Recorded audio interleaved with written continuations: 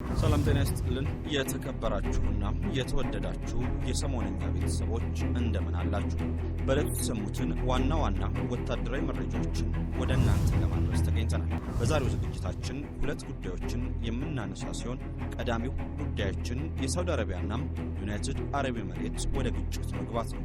ባለፉት በርካታ ዓመታት ሳውዲ አረቢያና ዩናይትድ አረብ ኤሚሬትስ በየመን ውስጥ በጋራ በመሆን በርካታ ታጣቂ ቡድኖችን በመደገፍ ሁቲን ሲዋጉ ከርመዋል። አሁን ላይ ግን ሳውዲ አረቢያ በየመን ሙካላ ወደብ አቅራቢያ በፈጸመችው የአየር ድብደባ የተባበሩት አረብ ኤሚሬትስ ለምትደግፋቸው ታጣቂዎች የሚላኩ የጦር መሳሪያዎችን ማውደማን አስታውቃለች።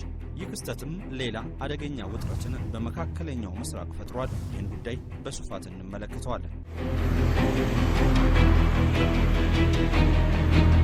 በዛሬው ጥንቅራችን የምንመለከተው ሌላኛው ጉዳይ በሶማሊያ ውስጥ ተደጋጋሚ ጥቃቶችን እያደረሰ ስላለው የአሜሪካ ድሮን ነው። MQ-9 ሪያፒር የተሰኘውን በሶማሊያ ውስጥ አስፈሪ ሆኖ ብቅ ያለውን ይህን የአሜሪካንን ድሮን አሰራር፣ የጥቃት ብቃትና ያደረሳቸውንም ጥቃቶች የምንመለከት ይሆናል። ላይክ፣ ሼር እና ሰብስክራይብ እያደረጋችሁ እስከ ፍጻሜው አብራችሁን ቆዩ እያልን አሁን በቀጥታም ወደ ጥንቅራችን አለፍን። ከሞን ሪል ስቴት የማይገኝ ድልና በስሮት ነው። በመሃል አየር ጤና መስቀለኛ አጠገብ እጅግ ዘመናዊ አፓርትመንት ለሽያጭ አቅርበናል። በ8% ቅድመ ክፍያ ብቻ ከባለ 1 እስከ 3 መኝታ ከ80 እስከ 165 ካሬ አማርጠው የሚገቡት ቤት በካሬ ከ73900 ብር ጀምሮ ያገኛሉ። 100% ለሚከፍሉ በካሬ 51730 ብር ቤቶን በፈጣኑ በእጆ ማድረግ ይችላሉ። ከፈለጉ ቤቱን እየኖሩበት አረፍ ብለው በ10 ዓመት የሚከፍሉት ከወለድ ነፃ 50% ባንክ ብድርን ማመቻችተናል። እኛ ጋር ሁሉም ሙሉ ነው። መዋኛ ገንዳ፣ የልጆች መጫወቻ፣ ትምህርት ቤት፣ የሕክምና ተቋም፣ ዘመናዊ ፓርኪንግ ከተዋበ አረንጓዴ አካባቢ ጋር እንዲሁም የከርሰ ምድር ውሃና ጀነሬተር ያሟላ ነው። ሌላም አጓጊ አማራጭ አለን። እርስዎ ቅድመ ክፍያውን ከፍ ሲያደርጉ እኛም ከ5 እስከ 30% ልዩ ቅናሽ እናደርግሎታለን። ከ20 እስከ 80 ካሬ ስፋት ያላቸው የንግድ ሱቆችም አሉን። አሁኑኑ ተረክበው ስራ መጀመር ይችላሉ። ለበለጠ መረጃና ለሳይት ጉብኝት በ0938241111 ወይም በ0957371896 ይደውሉልን። ሞን ሪል ስቴት። የሳውዲና ዩናይትድ አረብ ኤሚሬት ውጥረት። በሳውዲ አረቢያና በተባበሩት አረብ ኤሚሬትስ መካከል ያልተለመደም የዲፕሎማሲና የወታደራዊ ውጥረት መፈጠሩ ተዘገበ። ባለፉት 2 ቀናት በየመን በኩል የተሰማው ዜና የዓለምን መገናኛ ብዙሃን ትኩረት ስቧል። ሳውዲ አረቢያ በየመን ሙካላ ወደብ አቅራቢያ በፈጸመችው የአየር ድብደባ የተባበሩት አረብ ኤሚሬትስ ለምትደግፋቸው ታጣቂዎች የሚላኩ የጦር መሳሪያዎችን ማውደማን አስታውቃለች። ሳውዲ አረቢያ ጥቃቱን የፈጸመችው ከኤሚሬትስ የተላኩና ለቀጠናው ደህንነት ስጋት የሆኑ መሳሪያዎችን ለማውደም ነው ብላለች። የየመን መንግስት የኤሚሬትስ ጦር በ24 ሰዓት ውስጥ ለቆ እንዲወጣ ያዘዘ ሲሆን ሳውዲ አረቢያም ይህንን ውሳኔ በመደገፍ የብሔራዊ ደህንነቴ ቀይ መስመር ነው ስትል አስጠንቅቃለች። በሁለቱ ሀገራት መካከል የተፈጠረው አለመግባባት ይፋ መውጣቱን ተከትሎ በባህረ ሰላጤው ሀገራት የአክሲዮን ገበያ መውረዱ ታይቷል። ሁለቱ ሀገራት ለበርካታ ዓመታት በየመን ጦርነት ውስጥ የቅርብ አጋር የነበሩ ቢሆንም አሁን ግን የየመን የወደፊት ዕጣ ፋንታ ላይ ያላቸው ልዩነት ወደ ግጭት እያመራ መሆኑ ተገልጿል። ይህ ውጥረት በቀጠናው መረጋጋት፣ ሰላም ላይ በየመን እየተካሄደ ባለው የሰላም ጥረት ላይና በባህረ ሰላጤው ሀገራት የኢኮኖሚ ትብብር ላይ ተጽዕኖ ሊያሳድር ይችላል። እስካሁን በሁለቱ ሀገራት መካከል ቀጥተኛ ወታደራዊ ግጭት ባይኖርም የቃላት ጦርነቱ ግን በከፍተኛ ደረጃ ቀጥሏል።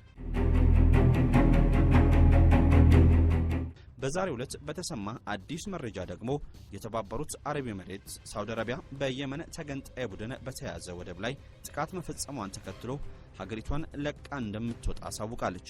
የተባበሩት አረብ ኤሚሬትስ የየመን ፕሬዝዳንታዊ ምክር ቤት ሰራዊቷን በ24 ሰዓታት ውስጥ እንድታስወጣም ያቀረበውንና ሳውዲ አረቢያ የደገፈችውን ይህን ውሳኔ በየመን የቀራትን ኃይል እንደምታስወጣ ተናግራለች። ኤሚሬትስ ይህን ያለችው በሳውዲ የሚመራው ጥምር ጦር አቡዳቢ በምትደግፈው ተገንጣይ ቡድን የመሳሪያ ጭነት ላይ ሙካላ በተባለ ወደብ የአየር ጥቃትን ከፈጸመ በኋላ ነው። አረብ ኤሚሬትስ ጭነቱ የመሳሪያ መሆኑን ያስተባበለች ሲሆን በሳውዲ ክስ ጥልቅ ሐዘን እንደተሰማት ገልጻለች። ሳውዲና የተባበሩት አረብ ኤሚሬትስ ባለፈው 10 ዓመት በኢራን የሚደገፈውን የየመን ሐውቲዎች ቡድንን በመዋጋት አጋር ነበሩ። ይሁን እንጂ ሀገራቱ በሚደግፏቸው የየመን ተፎካካሪ ቡድኖች ምክንያት ልዩነታቸው እየሰፋ ነው። ሳውዲ መራሹ ኃይል በየመን የሁቲ አማጺዎችን ለማንበርከክ ዘመናዊ መሳሪያዎችን ሲጠቀም ቢቆይም አልተሳካለትም። ይልቅም ጦርነቱ በሚሊዮን የሚቆጠሩ የየመን ዜጎችን ለረሃብና እርዛት ያጋለጠ ሆኗል። ይህ ጦርነት የተቀሰቀሰው እንደ አውሮፓውያኑ በ2014 የነበረ ሲሆን ያን ጊዜ ተዳግሞ የነበረው ማዕከላዊው መንግስት በሁቲ ሚሊሻዎች ላይ ጥቃት ተፈጽሞበት ነበር። ከአንድ ዓመት በኋላ በርካታ የውጭ ኃይሎች እጃቸውን ማስገባታቸውን ተከትሎ ይህ የውስጥ ችግር ወደ ለየለት ውስብስብ ጦርነት አድጓል። በዚህ ጦርነት ሳውዲ ከሌሎች 8 የአረብ ሀገራት ጋር በመተጋገዝ እንዲሁም ከታላቋ ብሪታንያ ከአሜሪካና ከፈረንሳይ ልዩ ድጋፍ በማግኘት በየመን ሁቲዎች ላይ ቦምብ ስታዘንብ ኖራለች። የየመኑ ታጣቂ ቡድን ሁቲ ከነዚህ ሀገራት ተደጋጋሚ ጥቃት በማምለጥና መልሶ ማጥቃቶችን በመፈጸም በአሁኑ ጊዜ በየመን ውስጥ በርካታ ስፍራዎችን ተቆጣጥሮ ይገኛል። አሁን ባለው ሁኔታም ሳውዲ አረቢያ በየመን ውስጥ ሙሉ ለሙሉ ተሸንፋለች ብሎ መናገር ይቻላል። ሶማሊያን ያስጨነቃት አደገኛ ድሮን። አሜሪካ በካሪቢያን ቀጠና ያላትን ወታደራዊ አቅም ለማጎልበትና ቀጠናውን ለመቆጣጠር ወታደሮችን ከመላክና መርከቦችን ከማሰማራት ይልቅ አዳዲስ ቴክኖሎጂዎችን በአካባቢው ለመጠቀም ወስናለች። ከነዚህ ቴክኖሎጂዎች ውስጥ ደግሞ ቀዳሚው በሶማሊያ በርካታ ድብደባዎችን የፈጸመው MQ-9 ሪያፒር ድሮን ቀዳሚው ነው ተብሏል። MQ-9 ሪያፒር ድሮን ጥቃቶችን ከመፈጸም በተጨማሪ ለስለላም የድንበር አካባቢዎችን ለመቆጣጠርና የደህንነት መረጃዎችን ለመሰብሰብ ይጠቅማል። የአሜሪካ መንግስት በርካታ ድሮኖችን የሚጠቀም ሲሆን ለውጊያ አገልግሎት በስፋት የሚውሉት ግን ሁለቱ ብቻ ናቸው፣ ፕሪዴተር እና ሪያፒር የሚባሉት። ከነዚህ ውስጥ ትልቁና በጣም ኃይለኛው ደግሞ MQ-9 ሪያፒር ነው። የዚህ ድሮን ክንፍ 21 ሜትሮች የሚረዝም ሲሆን እስከ 15240 ሜትሮች ከፍታ ድረስ ወገቤን ያዙኝ ምርኩዜን አቀብሉኝ ሳይል የመብረር ብቃትንም ተላብሷል። MQ-9 ሪያፒር 1701 ኪሎ ግራም ያክል ተሸክሞ 370 ኪሎ ሜትሮችን በሰዓት የመክነፍም አቅም የተላበሰም እጅግ አስገራሚ ሰው አልባ የውጊያ አውሮፕላን ነው። ሌላው የዚህ ድሮን ጀብድ ደግሞ በአንድ ጊዜ ሙሉ ነዳጅ 1850 ኪሎ ሜትር አካሎ መመለስ መቻሉ ነው። ታዲያ በማንኛውም የጥቃት ተልዕኮ ላይ ድሮኑ ቦምብም ሚሳኤልም ሊታጠቅ ይችላል።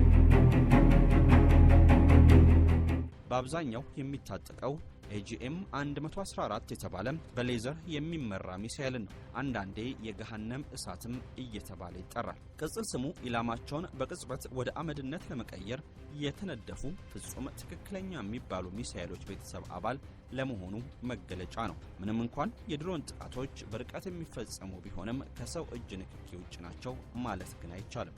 የድሮን ጥቃት የሚታዘዘው ኢላማውን ሲቆጣጠሩ ከነበሩ ቡድኖች ነው። እነዚህ ቡድኖች ከበረራ ከግንኙነታቸው እንዲሁም ጥቃቱ ሊያስከትል የሚችለውን ውድመት ጥናት ከሚሰሩ በርካታ ባለሙያዎች የተውጣጡ ጭምር ናቸው። በመቀጠል የጥቃቱን ፍቃድ ለማግኘት ጥያቄ ወደ ሌላ የእዝ ሰንሰለት ይላካል። በእርግጥ ትክክለኛው የጥቃት ስንዘራም ፍቃድ የሚሰጠው ሰንሰለት ይሄ ነው ተብሎ አይታወቅም። ነገር ግን እንደየሀገራቱ የስልጣን ተዋረድ የመጨረሻው ጥቃት የመፈጸሚያ ፍቃድ የሚገኘው ከፕሬዝዳንቱ አሊያም ከጠቅላይ ሚኒስትሩ ሊሆን ይችላል። ለምሳሌ እንደ አውሮፓውያን አቆጣጠር በ2015 አሜሪካ በየመን የፈጸመችው የድሮን ጥቃት 15 ሰዎችን ካጠፋ በኋላም ነበር የመጨረሻውን የይለፍ ፍቃድ ፕሬዝዳንቱ መስጠታቸው የተሰማው። አሜሪካ ሰራሹ ድሮን MQ-9 ሪያፒር ጀነራል አቶሚክስ በተሰኘው ኩባንያ የሚመረት እጅጉን የረቀቀ ሰው አልባ አውሮፕላን እንደሆነ ይነገርለታል። አሜሪካ በቴክኖሎጂ የረቀቁ ድሮኖቿን ቅርብ ለምትላቸው ወዳጅ ሀገራትም ትሸጣለች። ጀነራል አቶሚክስ MQ-9 ሪያፒር ድሮኖቹ ከአሜሪካ የደህንነት ተቋማት በተጨማሪ የጣሊያን፣ የፈረንሳይና የስፔን አየር ኃይሎች እንደታጠቁት ይነገራል። ይህ የአሜሪካ ድሮን በተደጋጋሚ ኢላማ ካደረጋቸው ሀገራት መካከል ደግሞ አንዷ ሶማሊያ ነች። ከቅርብ ጊዜ ወዲህ የአሜሪካ ጦር በሶማሊያ ውስጥ አብዛኞቹ ጥቃቶቹ በሰው አልባ አውሮፕላን ወይም ድሮን የተፈጸሙ ናቸው። አሜሪካ ጥቃቶቹን የምትፈጽመው በዋነኝነት ጅቡቲ ውስጥ ካላት ወታደራዊ ሰፈር ላይ በመነሳት ነው። በእነዚህ ጥቃቶችም አሜሪካ ከፌዴራል መንግስቱ ጋር የሚገዳደሩ አሸባሪዎችን ኢላማ እንደምታደርግ ትገልጻለች። አሜሪካ ግቧ የፌዴራል መንግስቱን መደገፍና ሀገሪቱን ከቀውስ ማውጣት መሆኑን ብትገልጽም ስኬታማነቱ ላይ ግን ጥያቄ መነሳቱ አልቀረም። ትራምፕ በሶማሊያ የሚከተሉት ወታደራዊ ስትራቴጂ ውጤታማ መሆኑ የሚታየው በጊዜ ሂደትም ነው። ተንታኞች እንደሚሉት ግን የቅርብ ጊዜ የሶማሊያ ታሪክ ሲታይ እንደ አሜሪካ ያሉ ሀገራት ጣልቃ ገብነት በጉልህ ይጠቀሳል። አሜሪካ በቅርቡ እንኳን የአይኤስ አባላትን ኢላማ ያደረገ ነው ያለችውን የድሮን ጥቃት በሶማሊያ ውስጥ የፈጸመች ሲሆን በዚህ ጥቃትም በርካቶች ሙትና ቆስለኛ ሆነዋል። የአሜሪካው ፕሬዝዳንት ዶናልድ ትራምፕ የኛ ወታደራዊ ኃይል ይህን ጥቃት ከዓመታት በፊት አቅዶት የነበረ ቢሆንም ነገር ግን ባይደንና አጋሮቹ ፈጥነው እርምጃ አልወሰዱም፣ እኔ ግን አደረግኩት ሲሉም ነው የጠቀሱት። በጽሁፋቸው ላይም ለአይኤስ እና ለሌሎች አሜሪካ ላይ ጥቃት ለሚሰነዝሩ ሰዎች ሁሉ ያለን መልእክት እናገኛቸዋለን እናም እናጠፋቸዋለን የሚል ነው ሲሉ ገልጸውታል። የተከበራችሁና የተወደዳችሁ የሰሞነኛ ቤተሰቦች የዛሬው ጥንቅራችን በዚህ ተጠናቋል። ሰናይ ጊዜ ይሁንላችሁ። ከሞን ሪል ስቴት የማይገኝ ድልና በስሮት ነው። በመሃል አየር ጤና መስቀለኛ አጠገብ እጅግ ዘመናዊ አፓርትመንት ለሽያጭ አቅርበናል። በ8% ቅድመ ክፍያ ብቻ ከባለ 1 እስከ 3 መኝታ ከ80 እስከ 165 ካሬ አማርጠው የሚገቡት ቤት በካሬ ከ73900 ብር ጀምሮ ያገኛሉ።